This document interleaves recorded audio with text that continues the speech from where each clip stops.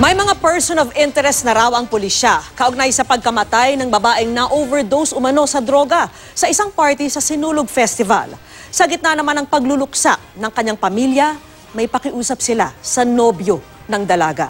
Nakatutok si JP Soriano.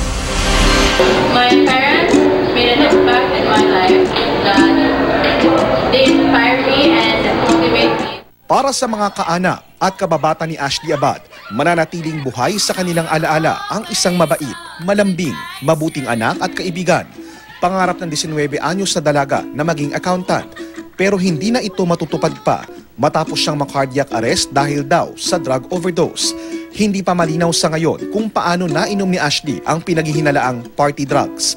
Sa videong ito, makikita ang mga huling sandali ni Ashley kasama ang kanyang kasintahan at mga kaibigan sa concert party na bahagi ng Sinulog Festival.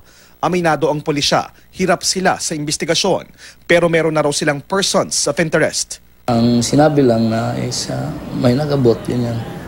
Hindi pa natin masiguro. Kasi kailangan i-corroborate pa rin ng ibang witness. Dapat ma-prove natin na fraudulent yung pag-intake niya, either tinakot, pinilit, or nilinlang. Sinubukan na rin daw ng pulisya na kausapin ang kasintahan ni Ashley. We tried to communicate with the boyfriend. Ngayon, uncooperative naman, maghintay na lang daw sila ng court order or subpoena bago sila mag-appeal. Kaya pakiusap ng ama sa kasintahan ng anak. They want to help me. I need their cooperation so that we can move on. Sinusubukan pa naming kunin ang panig ng kasintahan ni Ashley. Kahapon, inilibing na si Ashley. So painful. For how many years I've been taking care. Inano ko si Ashley, yung binantayan ko.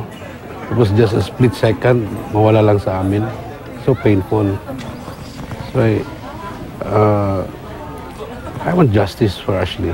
Mula sa Cebu City, JP Soriano, Nakatutok, 24 Oras.